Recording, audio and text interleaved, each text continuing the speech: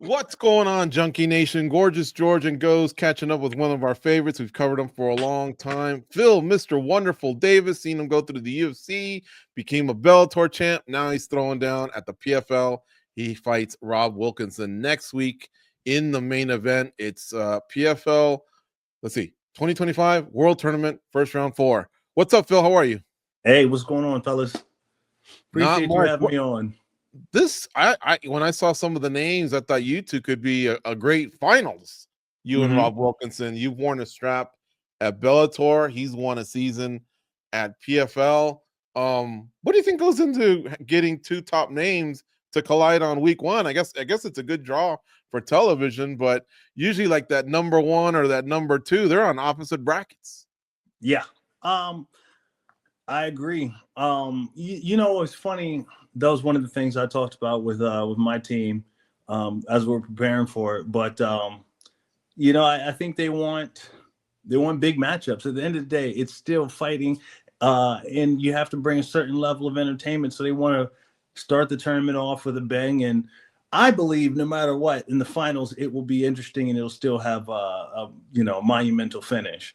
So in the finals, so. They want to start the tournament off right with with a tough tournament, with a tough matchup in the first round, and we'll see where we get from there. You mentioned your team, and I'm not sure if you're talking about your management team or your teammates, but I wanted to focus on the old Alliance gym, which is no longer there, but it seems like a lot of you still collectively get together and train down in San Diego. However, I know Dom's gone to where Eric is at, which is in Mexico at the UFC PI. Have you dipped down to Mexico and done that as well, or have you kind of just found new coaches and new teammates, or I guess new gyms around San Diego?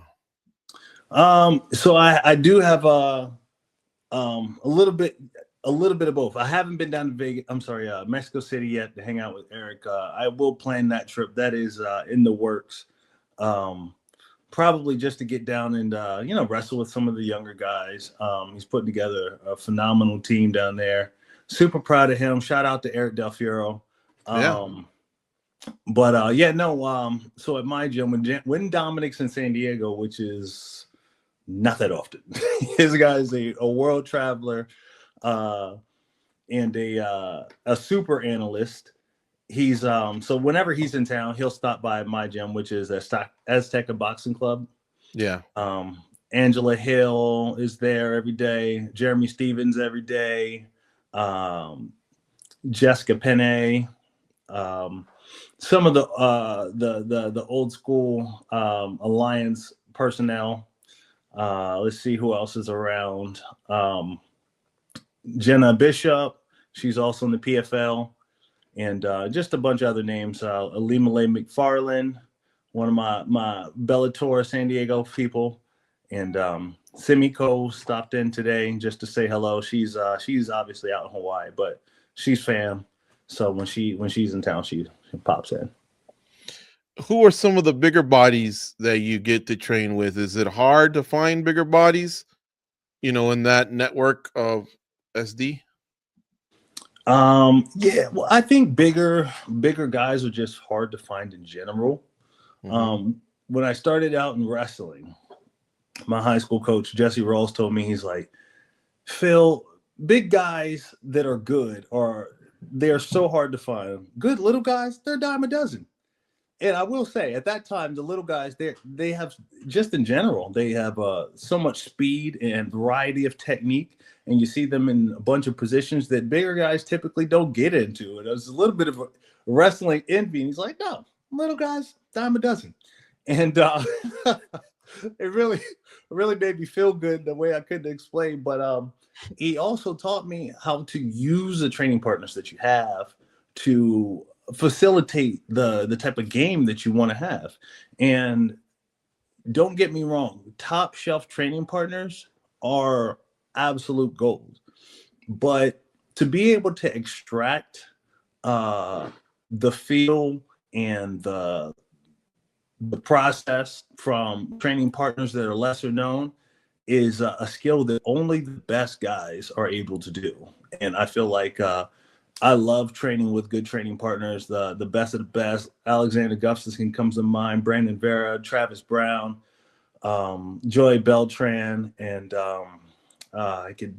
those are the guys that are just top of my mind right now. But I've trained with so many great athletes throughout my career, and there's a lot of stuff I learned from that. But a lot of times, not calling out names, Joey Beltran, but you also get hurt because they're going 100% as well, and that's fine. That's part of it, and there's learning in all of that. But yeah, no, I'm able to find right now. I have a group of young guys that are coming up that I hopefully I think you guys will get to know real well soon, and they're pushing me and giving me exactly the right look. You're one of the big names that came over from Bellator, but stayed with PFL. In following you on social media, I haven't seen, any bitching, we'll call it, or whining or anything like that. I mean, you got your spot in the tournament, but we are pushing almost 2 years since you competed. Has it been a frustrating ride with that whole sale and the time off, or, was there communication, and has everything been okay in your eyes? Yeah, no, there has been frustration. Don't I am not gonna paint a picture that is untrue. There has been frustration, but at the same time, I try to look at things from just from outside of myself, and to take on another organization. I remember when the UFC bought Strikeforce. Now the UFC is a much larger organization, and they have at that time they had more people in place, and they were doing more shows. So they were able to absorb those guys coming in a lot more smoothly, and but at the same time there were some people that didn't make it. So I just try to look at it in terms of there's some difficulty and there's some unforeseen things that happen. And I think timing wise, that is, I fought towards the end of Bellator, and then there was the kind of the changing of hands, and then there was a little bit of scrambling, and I wasn't able to hit the ground running right where I wanted to be. And PFL, I think they tried their best, and I think life isn't perfect, but I think they did put forth a very good faith effort to try to get me going, keep me active. But then they had some challenges on their side, so it's all good. I get it. Hey Phil, so you guys are all under one umbrella now, but does it still do you almost feel like you're representing Bellator a little bit? Does it still have that feel, or does it just feel like now it's one organization? Man, I mean, I feel like I'm still representing Bellator. I love Bellator. Bellator was a great opportunity. Shout out to Scott Coker. Bellator was a great home for me. Great organization. Love the people that work for the company. A couple of those people are still working for PFL, and I'm glad to be in the midst with them. And I haven't really got the opportunity to meet a lot of the PFL staff in person yet. Looking forward to doing that as well. But yeah, I think I'm representing Bellator in the PFL tournament. If I have to make a statement on that, so yeah. I kind of felt that way too for us, but so let me ask you this: Rob Wilkinson, right? This guy, he can crack. He's a smart fighter. I think sometimes you can game plan as much as you want, but sometimes when you're just in the thick of things, you have to adjust, right? Can you talk a little bit about instincts and how much your instincts play into the fight game versus, game planning and sticking to game plans? Yes. So I relate fighting to to being able to do puzzles. You know, in a fight, you're given you're given so many 5-second puzzles, and the good guys complete that 5-second puzzle in 1 second, right? And then as soon as they get it, they react. They go to task and they start taking advantage. They see a mismatch, they see that your hands down, immediately they attack. Whereas other people need to see it a second time just to make sure it's an opening. And that's really it for me. I don't like to watch too much tape to say, okay, all right, this is what I'm going to do, and then I'm going to do this, and then I'm going to do that. A lot of times those opportunities are not going to be there for you. They were there on tape. They're not there again. And I think that there's two things that play into that for me. One of them is that I come in with a high level of wrestling, so people approach a fight with me a little bit different.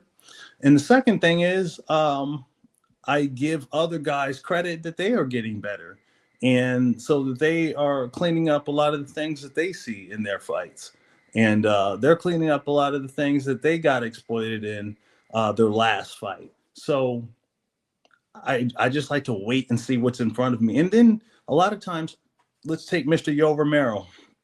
I don't you. I mean, I can't say anything bad about the guy because he's just phenomenal athlete, phenomenal fighter. I'm a huge fan of him and his fighting. A great guy too, by the way. And he comes out, and I have an idea of what's going on, what I want to do, and within 30 seconds, he decides he's not going to be southpaw. I've seen him switch back and forth, but really more situational. He decides he's just going to go straight orthodox fight me. And I'm like, that's not what we trained for. We brought in a bunch of southpaws. But see, I have already planned and trained my mind to go with the flow and to look at what's there and let what's in front of me dictate what I do versus planning out some elaborate scheme of, if he does this, I can't wait to do this. And otherwise it's going to have all of my entire training camp would have just gone to crap in that moment. And trust me, with a guy like that, insecurity is what you don't want. He smells that, you're done. You might as well lay down on the canvas and wait for him. Right? So, Yeah. You have to be able to battle those doubts inside your mind, and having too elaborate of a game plan is that's the first thing that's going to put a doubt in your mind, because they're not giving you the right look. You can't do any of the things you train for. Bill, you've been around the game. You've done this before. What's that moment like when you first see him? Whether that's in the hotel lobby, an elevator, whatever, press conference. Do you do any kind of just sizing up? Like, I didn't realize he was this big, or he didn't look me in the eye. You ever think of those types of things? No, not really. In wrestling, I grew up. Well, let me start here. When I was wrestling, I started in 7th grade, and I was a little fat kid. Maybe not quite fat. I was pretty pudgy. You know what I mean? And so everybody I wrestled was more fit. And even when I became fit, then I was like skinny strong, you know? And so everybody I wrestled was like way more muscular. And another part of that I just kind of learned through hundreds of wrestling matches is that I can't fully see myself the way they see me. And so in my mind, I've just kind of overcome that barrier of seeing someone who's physically strong and fit and say, oh man, I don't stand a chance. No, you 100% have to get over. That is just a mental block. It is a mental barrier. And some people never really get over that. And so, I've dealt with extremely fit people. And really, when I see people that are really strong, let's say big, strong guys, I just work to wear them out. That's the name of the game. I know I can go, at a high pace for 5 rounds, and as soon as I feel the scales are tipping in my favor, I'm gonna run up the score. I'm gonna run up the score. So yeah, no, it's fine. I'm cool. Hey, how you doing? I don't mind shaking hands or, introduce myself. You have family there. How you doing, mom? How you doing, dad? Nice to meet you. Your son, great fighter. Cool. Man, I can't get it out of my head, and I'm sorry for doing the stereotype thing. But when you said Pudgy, picturing that kid that asked for chili Fritos in the movie Friday. Mm-hmm. You remember Friday? Yeah, I remember Friday. When Big Perm shows up in his ice cream truck and some kid bulls his way to the front and he was kind of pudgy. Give me some chili Fritos. Like, were you really, really chubby? Because look, it's in my notes to ask you at age 40, how the hell do you stay so shredded?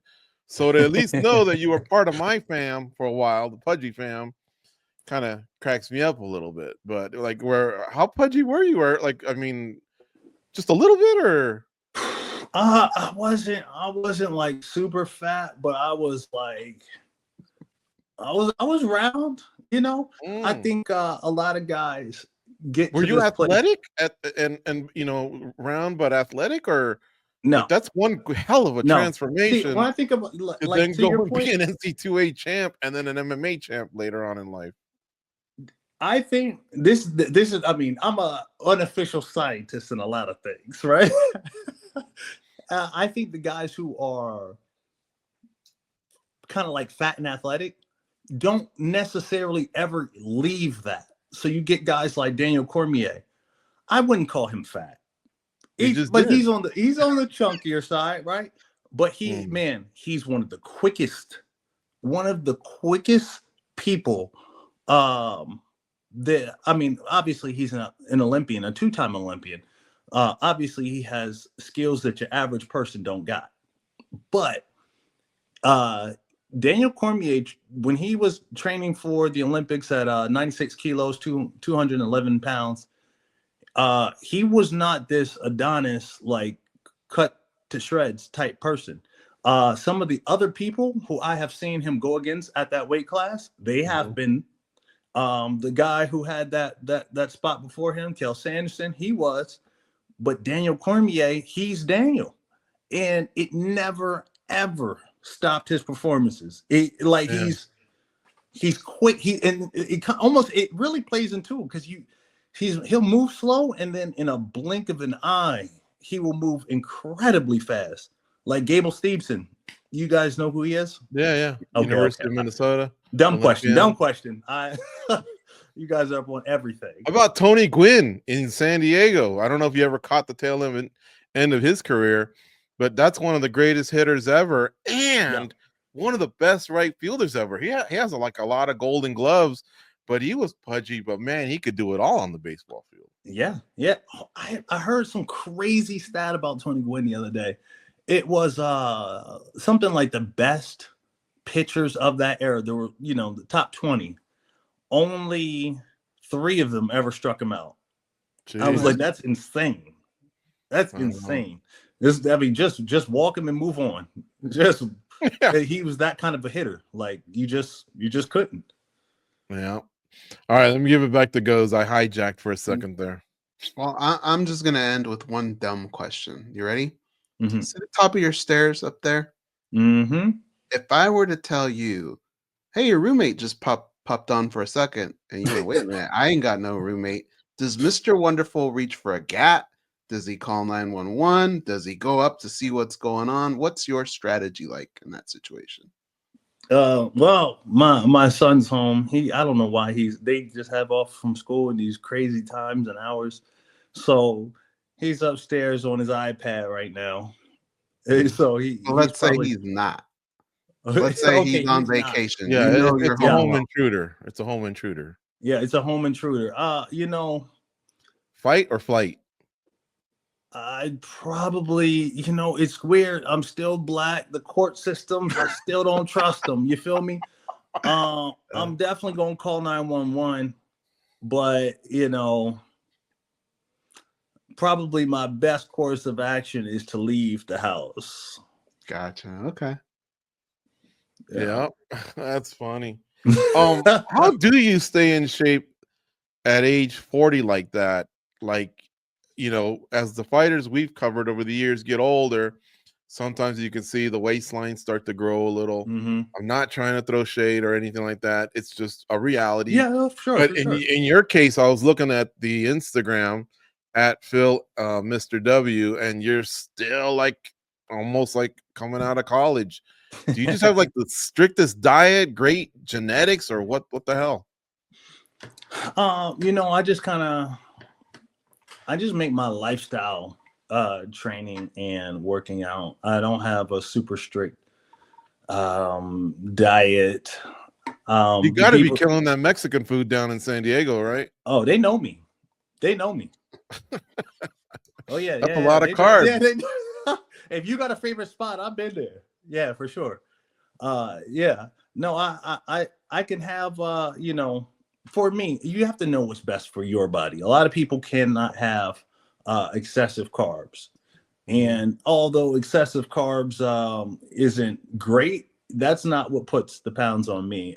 In general, I have a lot of output in my workouts. A lot of people focus on more power and strength in their workouts. I work on a lot more cardio and just a lot of caloric output. I love my Apple Watch, helps me track my calories. And sometimes I'm putting in like 3,000 calories and just in my workouts. That's how many calories I'm burning just in my workouts. So I just try to live an active lifestyle. I like to I love to train. I still wake up every day excited to get to the gym, work on some stuff. And leisurely, just Sunday afternoon, let's take a jog. Not a long jog, doesn't have to be 7 miles, but I can do 1-2 and still have plenty of energy. I'm fine. I love to go hiking. San Diego is great for hiking. You're right near the beach, but at the same time you're very close to the mountains. And so I got into a rhythm at one point where I was hiking 4:30 a.m. probably 3 days a week, maybe 4. Holy cow. And then getting back in time to wake up the kids and then take them to school and then go to work at 10:30. So at 10:30. So it's just finding those ways to just be active all of the time. Yeah. It's just I don't want to go full James Clear here on you guys, but habits are important. And just my habits throughout my lifestyle are working out. Mm-hmm. Man, it's admirable for sure. Okay, my last question here is Penn State. You started a little bit of that pipeline that's starting to take shape. You, Ed Ruth, now Bo Nickel. Bubba Jenkins. I don't think you guys forget Bubba. He slides Bubba between Jenkins. the cracks.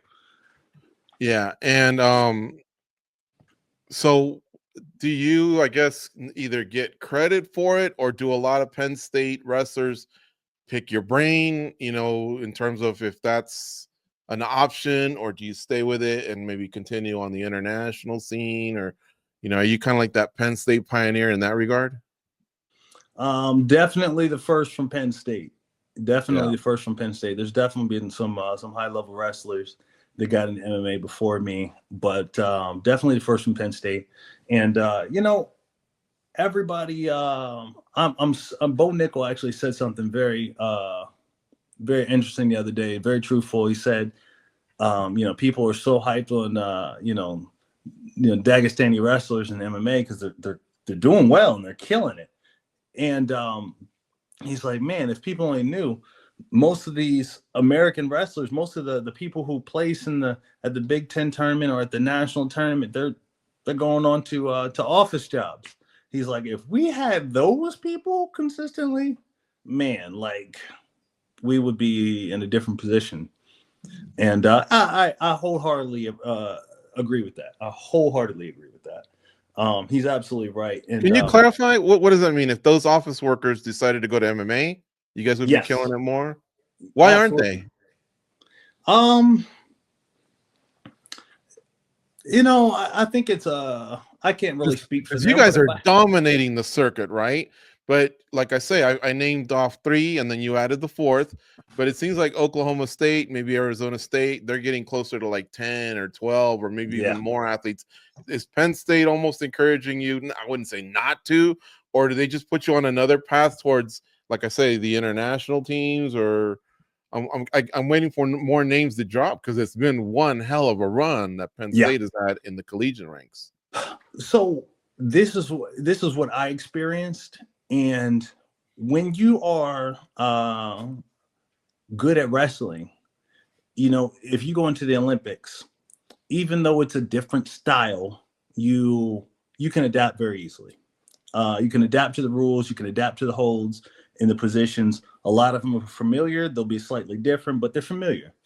And so you get to a place where you have high competency in every area of wrestling. And you can leave that and go to MMA where you don't know anything other than how to take people down. And for a lot of them, there's a lot of comfort to staying in wrestling, and for good reason, because they're dope wrestlers. I would love to see, selfishly, I want to see Penn State represented more in the PFL and in the UFC and all the big organizations. Completely selfishly, I want that for us because we are. Y'all supposed to back me up. That's cool though. No, of course. So I brought it up. Remember? No, you were supposed to say Penn State. When I say because we are. Oh, gotcha. But we went to universities as well. We can't. But hey, what do you think will happen when Nickel fights Hamzat? I can't wait to see that fight. It seems like it's brewing. It's not ready. It's not that time yet, but that'll be interesting. What do you think is the trajectory for Bo Nickel? Trajectory. So this is he's nearing the place where I was when I fought Rashad Evans. And I'll explain the place I was in. I had 5 fights in about 13 months and won them all. And then I was up for a title eliminator. I'm like, let's go. What I didn't know was, I could wrestle better than Rashad Evans, but Rashad has so much experience on me, and he was just seasoned, and he was comfortable. A good guy. He can get beat up for a minute or two, and he can bring it back together. You know what I mean? He can switch it off. Okay. Well, I got it under control again, and whereas a younger fighter who's not been in a bunch of those situations, a bunch of those dangerous spots in his career, they can't do that. And so Hamzat's going to present a lot of those challenges to him. And I lost that fight. I got beat down that fight. But not to say that Bo Nickel will. I don't think that'll be the case. I think that this will I say that to say that I think this will be one of the things that challenges him, obviously the most yet. I don't expect a first round knockout finish from him. I expect, hard.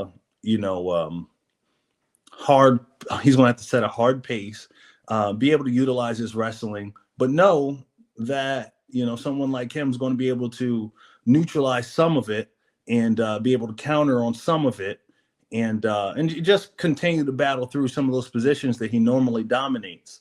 So I expect him to win, but I expect it to be one of those hard fought, really grinding. He's going to have to get gritty with it. He's going to have to dig deep, but I know he can do it. I've seen him do it many times. So I'm excited for him. All right. Well, both of you have fights coming up soon, but of course, we're here to talk to you. You got Rob Wilkinson coming up, not this week because the PFL is off this week, but next week. Of course, ESPN has you covered, folks. Check it out. It's PFL 2025, their World Tournament. It's week 4. They're out in Orlando, Florida, and you can catch the fights on ESPN2 for this one. 7 p.m. Eastern start time for that main card. Thanks, Phil, as always, for the time. It's always great catching up with you. Yeah, thank you, guys. Appreciate you.